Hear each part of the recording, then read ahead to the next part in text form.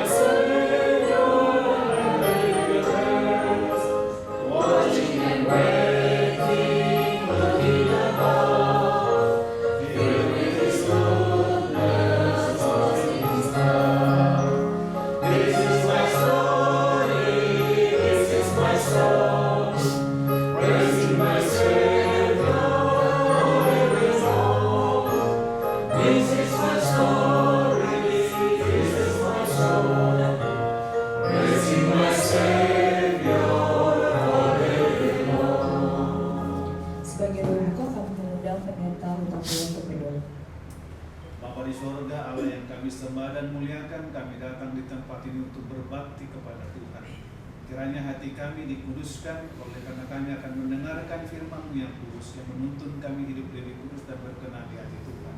Terima kasih curahan Roh-Mu yang akan mengurapi hati kami masing-masing sehingga perbaktian kami menjadi kemuliaan bagi nama-Mu dan berkat bagi kami.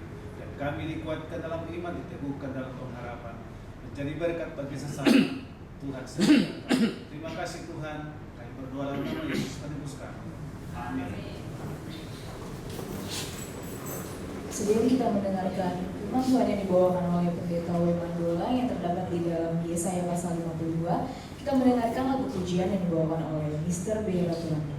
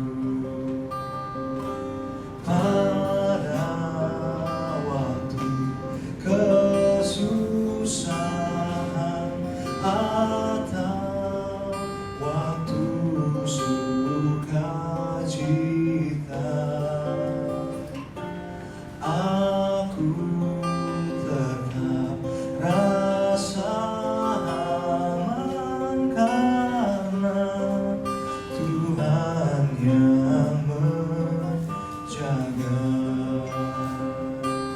Tuhan pimpin, Tuhan pimpin tangan, Tuhan pimpin aku. Dengan setia ku turut Dia, karena Tuhan pimpin aku. Sungguh lemah aku Tuhan, ku hanya harap padamu. Hati penuh kesukaan,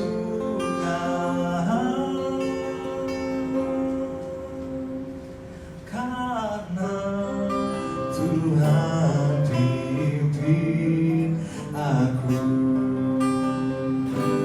Tuhan pimpin, Tuhan pimpin tangan, Tuhan pimpin aku.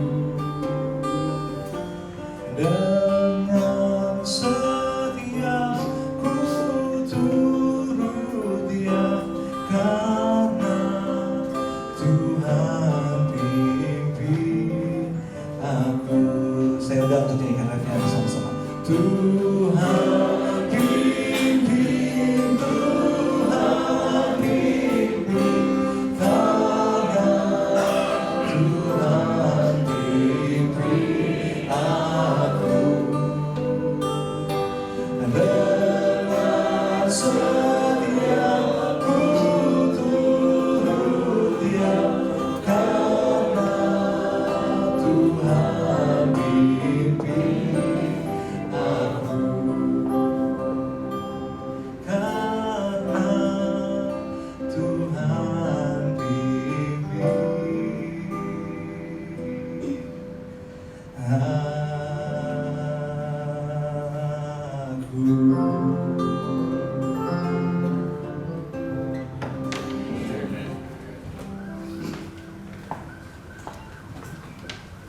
Terima kasih saudara Bias Nurul Undang yang telah membawakan lagu pujian. Biarlah lagu pujian tersebut dapat mengangkat iman kepercayaan kita kepada Tuhan, karena Tuhan selalu menjaga dan membimbing kita. Kita sama-sama bangkit berdiri dan menyanyi lagu tema kita di Kalvari.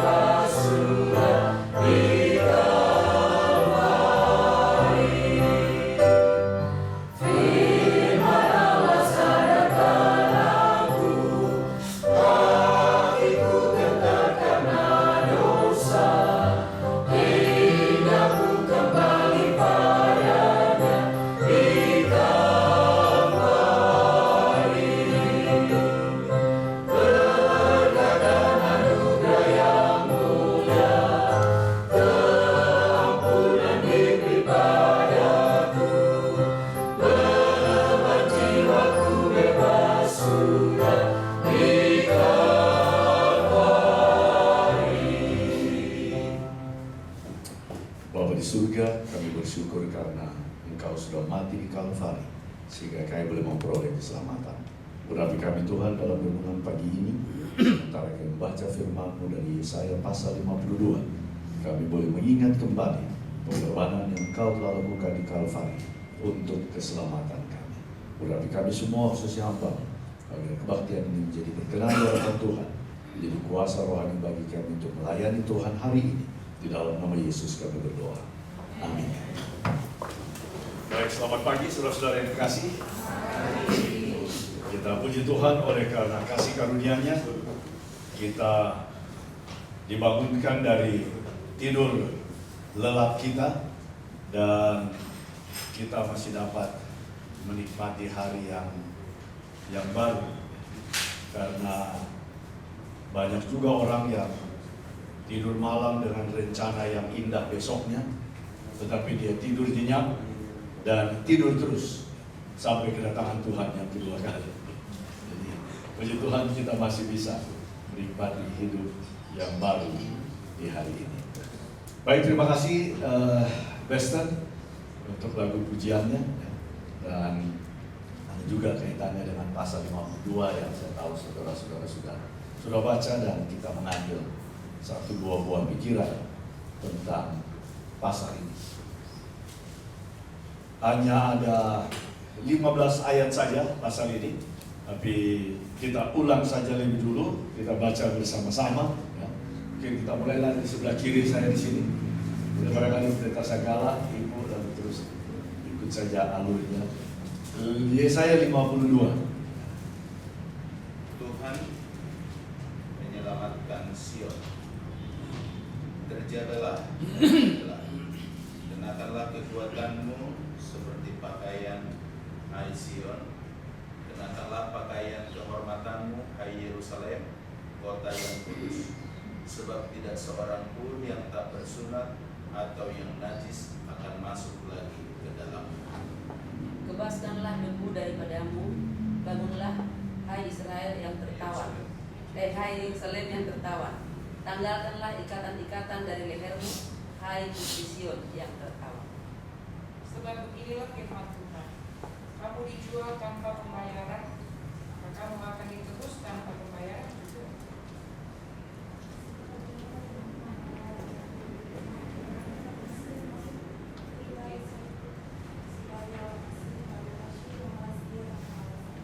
Tetapi sekarang, apakah hari urusanku di sini? Demikianlah firman Tuhan. Umatku sudah dirampas begitu saja. Mereka yang berkuasa atas dia menjelaskan diri. Demikianlah firman Tuhan. Dan namaku terus dipuja sepanjang hari. Sebab itu, umatku akan mengenal namaku, dan pada waktu itu mereka akan mengerti bahwa akulah yang dia berbicara. Betapa indahnya kelihatan dari puncak yang mengatakan kita damai dan bercakap damai, yang mengabarkan berita selamat dan manusia. Allah Tuhan. Dengarlah suara orang-orang yang mengawal engkau, mereka bersama-sama bersorak-sorai. Sebab dengan mata kepala sendiri mereka melihat bagaimana Tuhan kembali ke Sion.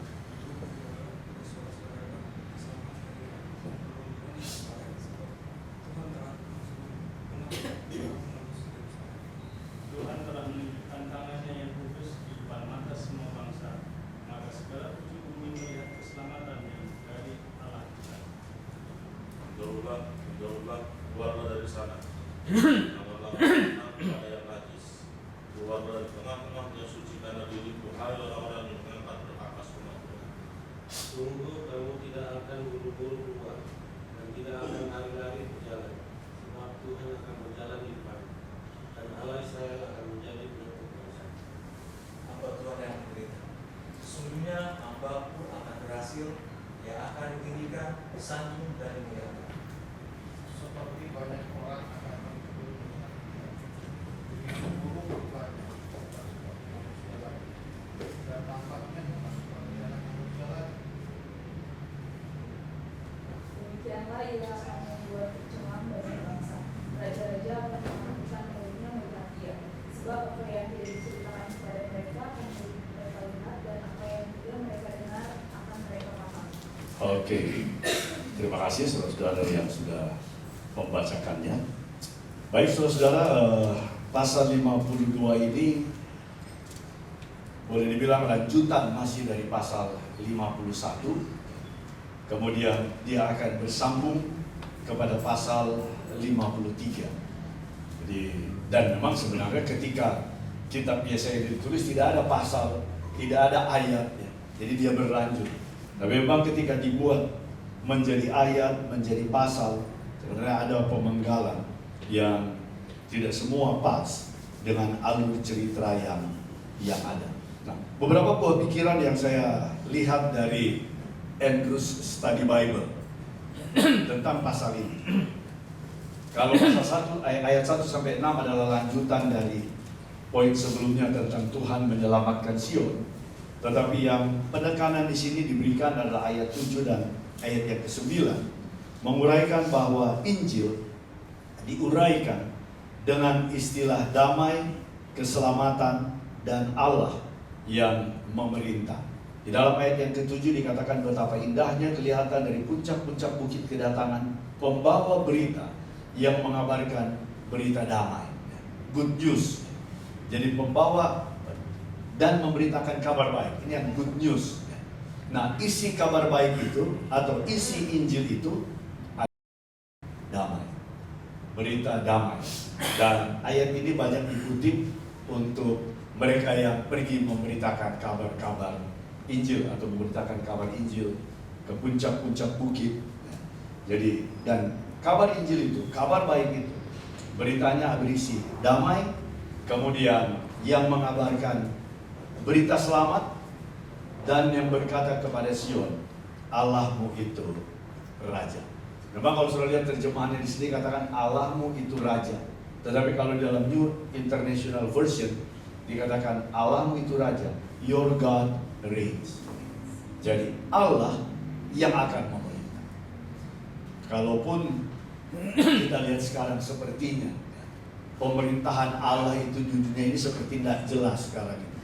Tetapi pada akhirnya apapun yang terjadi, Allah yang akan berkuasa, Allah yang akan memerintah. Walaupun dalam terjemahan bahasa Indonesia dikatakan Allahmu itu Raja. Ya Raja, tentu Rajalah yang memerintah. Dan saat sekarang ini kalau kita melihat keluar kepada tanda-tanda zaman, ya, ini menunjukkan bahwa dunia ini tidak lama lagi. Kejahatan manusia, moral, dan semua sudah menunjukkan bahwa Tuhan memang harus ambil alih menjadi penguasa di dunia ini. Karena kalau tidak, manusia akan membinasakan dirinya sendiri. Saudara sudah tahu tentang undang-undang pernikahan sejenis. Jadi kalau memang semua, kemudian banyak orang mengikuti ini, tidak akan ada lagi anak-anak. Generasi manusia ini akan binasa. Dan saya dengar cerita belum sempat saya cari. Jadi di 1-2 negara katanya mereka sudah berusaha coba menghapuskan istilah ayah atau orang tua dan anak. Jadi istilah itu sudah tidak pas lagi diterapkan di budaya atau di masyarakat sekarang ini. Karena kan mana lagi ada ayah kalau yang menikah laki-laki dan laki-laki? Mana akan ada anak lagi? Jadi sebenarnya istilah itu katanya untuk masyarakat sekarang ini, untuk generasi kita ini sudah tidak pas lagi. Jadi sudah perlu dihapus saja dari kamus. Nah inilah pikiran-pikiran yang sudah tentu di belakang dari itu semua adalah.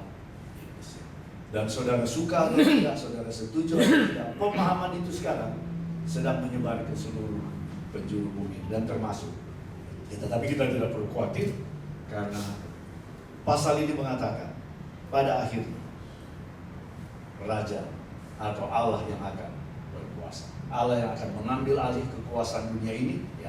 Allah menjadi Raja dan rencana Allah ini akan terus berjalan. Walaupun pada sisi yang lain, ya, mungkin aplikasi itu second application-nya.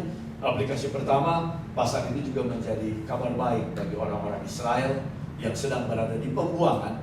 Oh, akhirnya mereka pun akan dibawa pulang. Mereka akan kembali ke Sion dan Allah mereka akan menjadi Raja. Sementara pada saat ini mereka sedang berada di dalam perhambaan. Itu sebabnya pasal ini memiliki 2 aplikasi. Bagi kita sekarang ini sebagai Israel rohani, kita berada di bawah perhambaan dosa. Dan kuasa dosa ini nampak semakin besar, semakin hebat.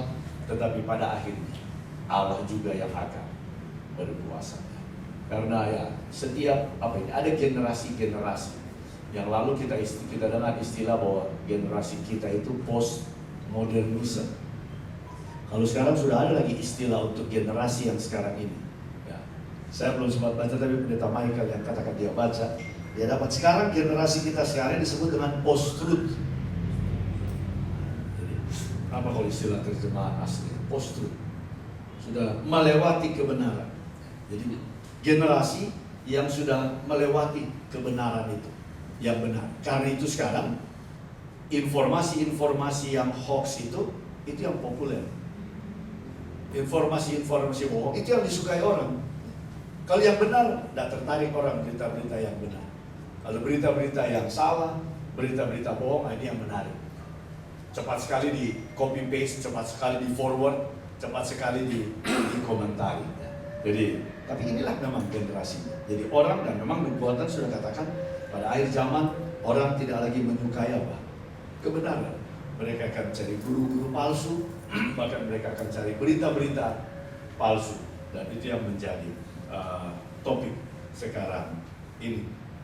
Tetapi pada perikop ini, ya, ayat 7, ayat 8, ayat 9 diberikan kepada kita bahwa apapun yang terjadi, penebusan, pemulihan itu akan datang. Ya. Seperti orang Israel, mereka akan dilepaskan, dikembalikan dari perbudakan, perhambaan. Tapi bagi kita sebagai Israel rohani, maka kita juga pada akhirnya kita tidak perlu khawatir, pada akhirnya kelepasan itu akan datang. Nah, untuk orang Israel pada ayat yang ke-11, 12 dan 12, amaran yang diberikan agar mereka melepaskan diri, menjauh dari kehidupan orang-orang yang ada di Babel. Ini adalah panggilan kepada umat-umat Allah, orang-orang Yahudi, untuk persiapan mereka bagi kelepasan pada waktu itu. Dan panggilan ini untuk mereka dapat keluar dari Babel, mereka harus menjauhkan diri dari menjamah barang-barang yang najis. Dan ini juga menjadi tantangan bagi kita. Jadi memang pelajaran sekolah sahabat kita pada 3 bulan yang lalu tentang Petrus. Jika dunia ini dengan sedemikian rupa akan dihancurkan, betapa suci dan saleh kamu harus. Ya, memang ini menjadi tantangan bagi kita. Ada banyak hal yang membuat kita tercemar, dari pikiran, telinga kita, mata kita, hampir di sekeliling kita yang kita lihat, semua barang-barang yang cemar. Tetapi kita tidak punya alasan untuk tercemar. Anjuran di sini, menjauhlah dari barang-barang yang najis, hal-hal yang najis, apapun itu. Kita tidak perlu uraikan lagi, tapi saya pikir kita semua mengetahuinya. Lalu kemudian poin yang ketiga di sini adalah ayat yang ke-13. Sebenarnya ini berlanjut sampai dengan pasal 53 ayat ke-12 atau seluruh pasal pasal 53 itu. Saya baca dalam keterangan itu dikatakan, ini adalah salah satu dari 4 lagu. Jadi sebenarnya ada lagu yang dituliskan oleh Nabi Yesaya. Dan ayat 13 ini sebenarnya dia sampai kepada pasal 253 ayat yang ke-12 adalah salah satu dari 4 lagu yang ditulis oleh Nabi Yesaya sebagai lagu yang paling akhir, yang paling panjang, dan yang paling krusial, yang paling genting dengan penekanannya tentang hamba yang Yesaya katakan sebagai pusat dari pemulihan orang Israel. Ini juga mungkin merupakan passage yang paling krusial, the most crucial passage in chapters 40 to 60. Jadi perikop dari Yesaya 52 ayat 13 sampai dengan Yesaya 53 ayat 12 adalah perikop yang paling krusial, paling genting, paling kritis, paling utama di antara pasal 40 sampai pasal 60. Dan perikop ini juga yang paling banyak dikutip di dalam Perjanjian Baru. Dia banyak dikutip di dalam Perjanjian Baru yang berhubungan dengan Yesus sebagai hamba. Markus 15 dan lain sebagainya. Bila mana pengajaran Kristus tentang hidupnya dan misinya dimengerti, dikatakan tujuan atau alasan dari pasal ini atau perikop ini, kepentingan perikop ini akan jelas. Jadi kalau kita mengerti misi atau tujuan kehidupan Yesus dan misi Yesus, maka makna dari perikop Yesaya 52 ayat 13 sampai 53 ayat 12 kita dapat jelas mengerti. Nah, bagi orang-orang Yahudi, mereka mengharapkan kedatangan Mesias itu sebagai seorang raja, datang dengan kuasa politik untuk membebaskan mereka dari perhambaan Roma. Tetapi sangat disayangkan, hamba itu, raja itu, Mesias itu, dia datang dalam kondisi yang kontras untuk membawakan kelepasan atau keselamatan, bukan dengan kuasa politik yang besar, tetapi melalui pengorbanan dan kematian untuk kelepasan bangsa Israel. Dan ini yang tidak dapat diterima oleh orang-orang Yahudi. Sebenarnya ada 4. Tadi saya katakan ada 4 lagu yang sama seperti yang ditulis. Yang pertama tentang hamba itu ada di dalam Yesaya 42 ayat 1 sampai 9. Kemudian yang kedua Yesaya 49 ayat 1 sampai 13. Yang ketiga Yesaya 50 ayat 4 sampai 11. Dan yang keempat Yesaya 52 ayat 13 sampai Yesaya 53 ayat 12. Tapi inilah yang paling katanya inti. Nah, lagu ini dibagi dalam 5 bagian. Di dalam 5 bagian. Bagian pendahuluan dalam 5 bagian ini dibagi dengan 3 ayat. Karena itu ini semua 15 ayat. Yesaya 52 ayat 13 sampai 15 itu 3 ayat. Nanti Yesaya 51 itu pendahuluan, 53 ayat 1 sampai 3, ayat 4 sampai 6, ayat 7 sampai 9 dan ayat 11 sampai 12. Jadi dia dibagi kepada seperti 4 bait atau 4 stansa. Kalau itu sebagai lagunya. Jadi dibagi kepada pengelompokan itu. Nah, bagian pertama ayat 13 sampai ayat 15 Yesaya 52 dan juga bagian akhir yaitu Yesaya 53 ayat 10 sampai ayat 12 itu menunjukkan atau berbicara tentang kemuliaan dan bagaimana Yesus dimuliakan dan diagungkan sebagai hamba. Jadi dia adalah seorang sebagai hamba, tetapi dia diagungkan dan dimuliakan. Itulah yang dalam bagian yang pertama ayat 13 sampai ayat 15 dan juga bagian yang terakhir nanti besok yang akan ambil bagian itu ayat yang ke-10 sampai ayat yang ke-12 dan itulah yang diberikan. Kalau kita lihat ayat yang ke-13 misalnya, sesungguhnya hambamu akan berhasil, hambaku akan berhasil. Jadi tetap walaupun begitu keadaannya, dia akan berhasil, ia akan ditinggikan, disanjung dan dimuliakan. Seperti banyak orang akan tertegun melihat dia, begitu buruk rupanya, bukan seperti manusia lagi, dan tampaknya bukan seperti anak manusia lagi. Ayat 15, demikianlah ia akan membuat tercengang banyak bangsa. Raja-raja akan mengatupkan mulutnya melihat dia. Sebab apa yang tidak diceritakan kepada mereka akan mereka lihat, dan apa yang tidak mereka dengar akan mereka paham. Ini juga bagian dari renungan pagi kita pada bulan ini ya, tentang Adam yang lebih baik. Hari Minggu ini yang diikuti ya. Tampilannya tidak menarik ya, buruk rupanya ya. Walaupun kadang-kadang kalau kita lihat semua foto atau gambar lukisan Yesus ganteng-ganteng. Monica kalau lukisan Yesus ganteng atau buruk? Ganteng. Ya seperti nggak cocok dengan di sini. Dan memang inilah ketika dia begitu menderita. Tapi kita nggak tahu yang sebenarnya tampilan Yesus. Ya, karena itu hanya pelukis. Saya nggak tahu kebenaran, tapi saya pernah dengar cerita tentang lukisan itu. Atau apa sudah pernah dengar itu. Jadi satu pelukis dia cari-cari wajah orang yang bersimpati, ya, yang kira-kira mencerminkan tabiat Yesus. Dia dapat katanya satu orang. Dia lukislah itu. Lalu kemudian beberapa waktu kemudian dia sudah sekian lama entah cerita itu benar atau tidak. Dia mau cari seorang yang wajahnya seperti Yudas ya, atau saya kata Yudas lah pokoknya. Yang dianggap orang yang paling jahat. yang begitu tidak punya perasaan, bahkan sahabat karib pun dihianati.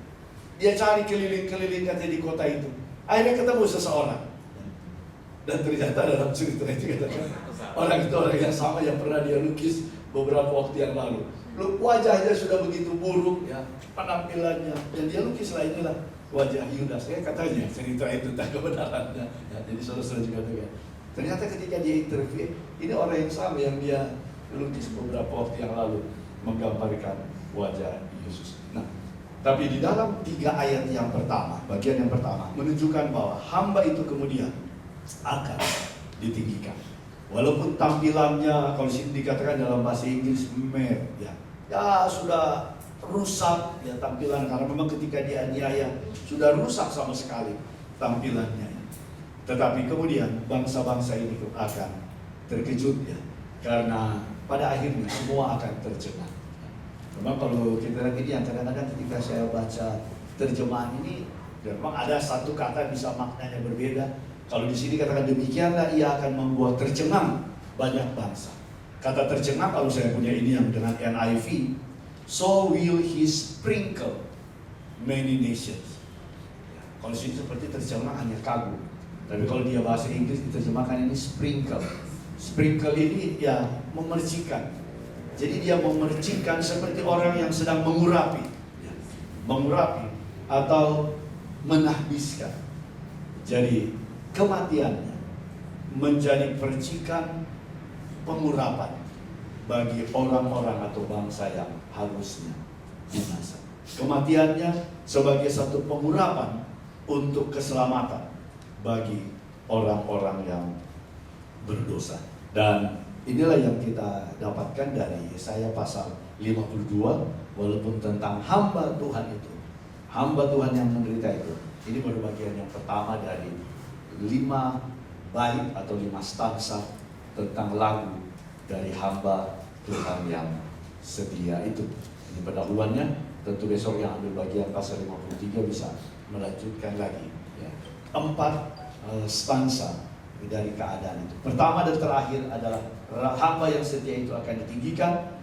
Yang bagian yang kedua, ketiga dan keempat tentang apa yang harus dialami oleh hamba yang setia itu.